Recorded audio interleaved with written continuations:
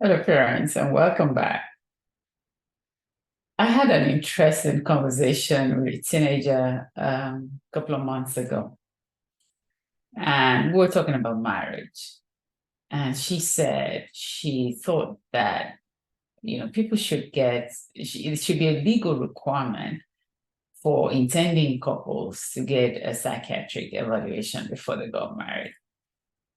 And I had a good laugh, and I said, why? And she said, it just appears that, you know, you need to know whether someone, has a mental issue before you get married to them.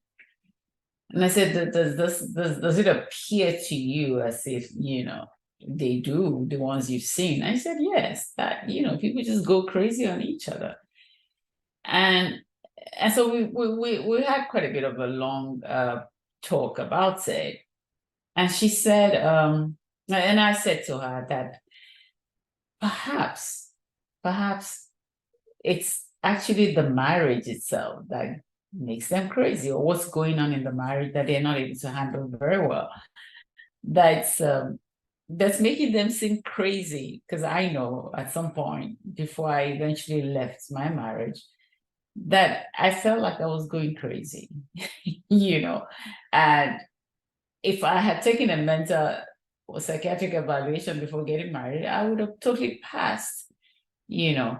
So I, we talked about it, and I said, I think from my experience, that it's actually, the things that unfold in the marriage, the trouble in the marriage, the maybe disappointment, the betrayal, sometimes the betrayal can be very painful. And maybe that's what's causing them to act in that manner, as if they're actually crazy. But I had a good laugh about it. And the reason that I asked teenagers about marriage, I mean, I asked them a number of questions about life, but a big area there is marriage, especially these days. Or if I'm working with a child from a broken family, because I want to see, what conclusions they've drawn and how what has happened, what they've experienced is impacting their own life and their way of thinking. And this teenager also said, I said, what do you believe about marriage? He said, well, I actually don't believe it's necessary. I don't think marriage is necessary. I said, what makes you say that? And she said, because I think it complicates things. I think the expectations, the fear, what is this person going to think? Is this person going to say yes, or are they going to say no? And then you start to hide. And I, again, made her realize that happens in every joint venture. Right. And that's what a marriage is. It's a joint venture. But I think, like this very smart teenager said, I'm blessed, when I work with them, I work with some of the smartest kids. She said it appears, that in those days, and we talked about the English medieval times, where marriages were more like a contract between families, so this family brings this to the table, and that other family, brings that to the table. So the two partners, or the two people, see that they're not just getting married for love; they're getting married because there's a greater purpose. There's a greater purpose, and so we came to the conclusion, or at least I hopefully was able to get her to see the perspective of marriage being for a greater purpose. And I think perhaps because I mean this student totally blew me away, because she said, people just say they're in love, so they want to get married. So marriage it should be more than just love. And I think if you said that to me, if somebody said that to me maybe 40 years ago or 35 years ago, I would say, what are you talking about? You marry because you get married because you're in love with someone. But I was really impressed that a teenager could think at that level now. And so I wanted to share that story to help us understand what we do, what, what's, when a marriage is in trouble, how it can impact the children there. Yes, this is someone that I was working with, and hopefully, able to get her to a place where she's able to heal from some of the pain that she experienced. But the truth of the matter is, when she came to me, she said, look, I don't want to get married. Why would I want to get married and, go through that kind of experience? And so that's some of the fallouts of, when marriages don't work.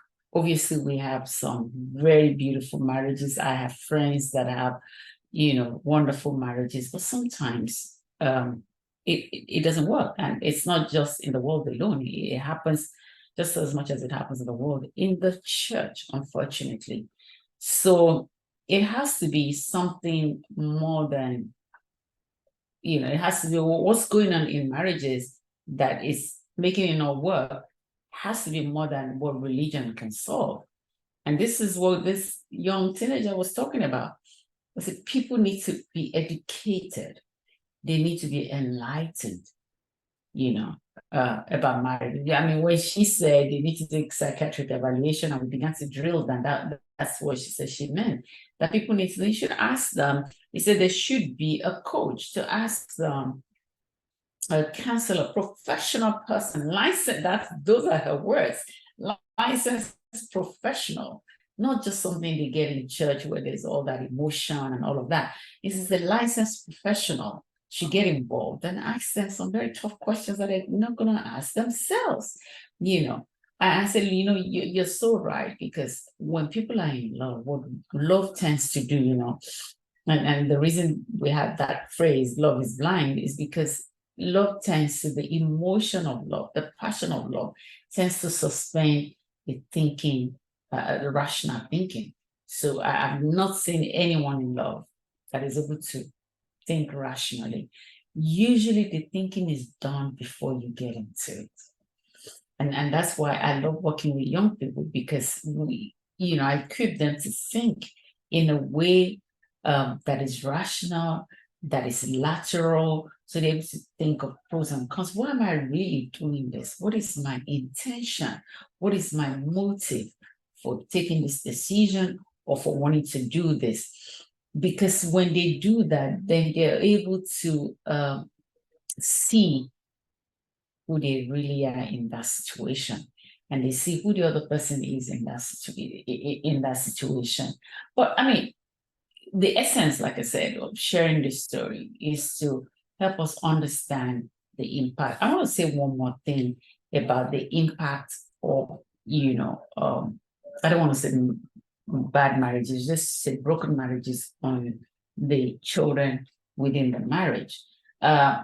Some students I've worked with in the past have said to me, some students that came to me having this confusion about their sexuality.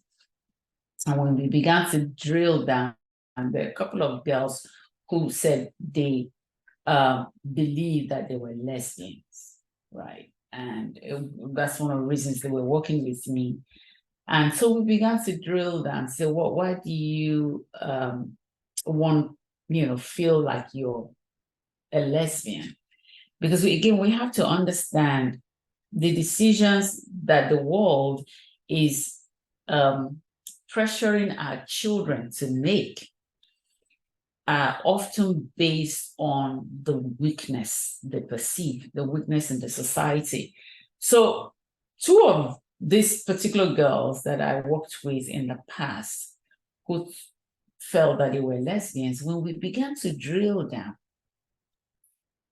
one of them was the real reason that I deduced eventually was because they had crushes on boys who did not treat them well, and they developed some kind of anxiety, with the opposite sex from that. So it kind of was easier to have a girlfriend or to have a friend who then metamorphosed into a girlfriend. So I want to say this to parents, just on the side, the fact that your girlfriend, your daughter has a girlfriend or has a friend does not mean that it's just a friend. That's what's going on right now. So if they know, especially kids from Africa, that, you know, their parents would not want to hear of such, then the girlfriend poses as a friend, but deep down, there's a bit more to it. It's the same thing with the boys. So if you suspect that, I don't think, you know, I think you want to handle it very carefully, and you probably want to get a professional in to help them to know exactly what is going on, what is influencing that decision. This video is not really about the LGBTQ movement that our children are exposed to, especially abroad. It's happening back home as well in Africa, but it's more permissible and acceptable abroad. But it's really more about what is behind the choices that your children are making. That's where I'm getting to in this video. What is the pain that they may have experienced? What is the, you know, disappointment that they may have been exposed to within their own family, maybe with their parents, that is making them, you know, come to such a decision, right? One of the students I worked with several years ago also said, you know, the way my dad treats my mom, I can't I can't allow myself to be treated like that by a man. Now, she did not tell me that was the reason she decided to be a lesbian, but it's just common sense. There's certain things that they're seeing that is making them make certain drastic decisions, again, because the environment or society is giving them so many choices. One of my students said to me that she believes her generation is suffering from paralysis of choice. So that's another thing going on right now. Kids are in, you know, in a paralysis, and the systems of the world are taking advantage of that. So they suggest to them. They suggest to them because the kids now think, well, I can make a decision about virtually everything. I can decide based on how I feel to be who I want to be. I'm going to close this video to say to us parents, because the parents shared, one of my followers shared that a man actually apologized to their children after the separation or divorce or whatever, because they thought back to what they exposed the children to, you know, the trauma the children may have been exposed to, with the shouting bouts, with maybe the mom feeling bad or even the dad feeling bad and getting angry and all of that. Children were exposed to all of that. And so he said that he actually called his children and he apologized to them. And I did that as well. I did that. I apologized to my parents. You see, because we have to understand that these kids did not ask to be born. They didn't ask to be born. It's not their fault that they're here.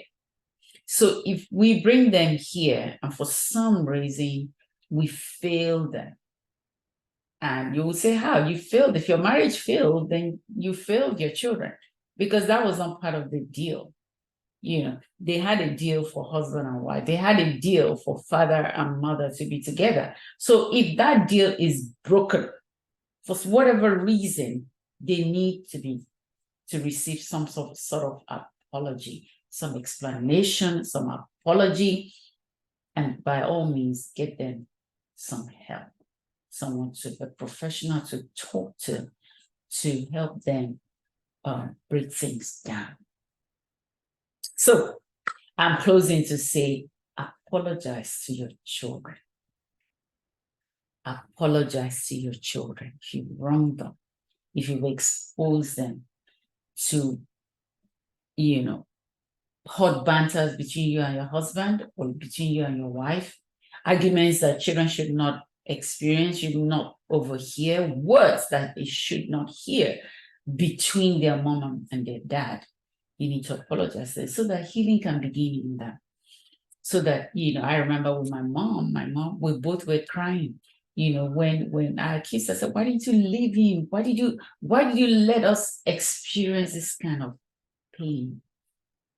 Why did you leave him when we were young? I asked my mom that. I felt sorry that I asked her eventually because she felt so helpless. I said, look, they didn't do that in my days.